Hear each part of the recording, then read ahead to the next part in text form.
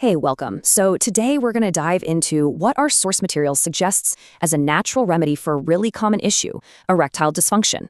Now, right off the bat, it's super important to remember that we're just explaining one perspective here. You should always talk to a doctor before you try any new health remedies. Okay, with that out of the way, let's jump in and see what the source has for us. All right, so let's get right to the big question. What's the real cause of erectile dysfunction? It's so easy to just look at the symptom, right? But the perspective we're looking at today says, hold on, the answer isn't on the surface. It suggests we need to look way deeper at the body's overall health.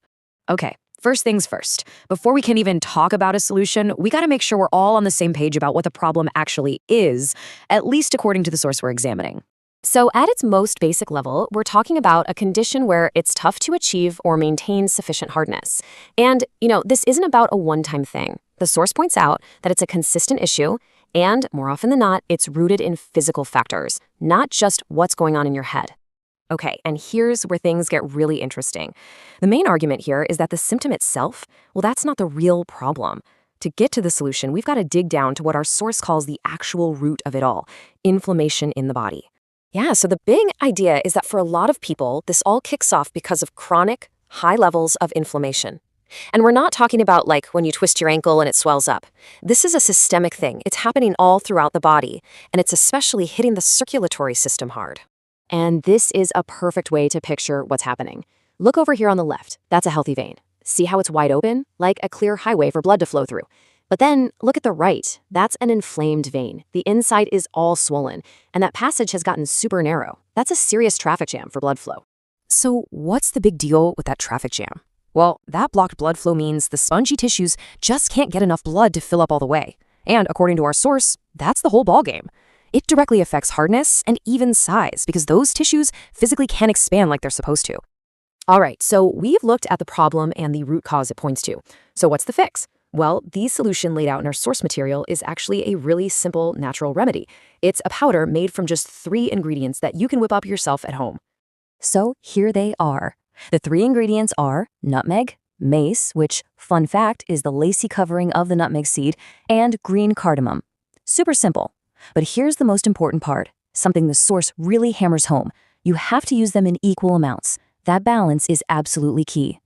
Okay, so you've got the ingredients. But how do you actually put it all together and use it? That's just as important. Let's walk through the steps. It's super easy. Seriously, it couldn't be more straightforward. Step 1, just take equal parts of the nutmeg, mace, and green cardamom. Step 2, grind them all up together until you have a nice, fine powder. And step 3, pop it into an airtight container. That'll keep it fresh. So how do you actually use it? The source recommends taking about a half to a full spoonful of the powder and stirring it into some lukewarm milk.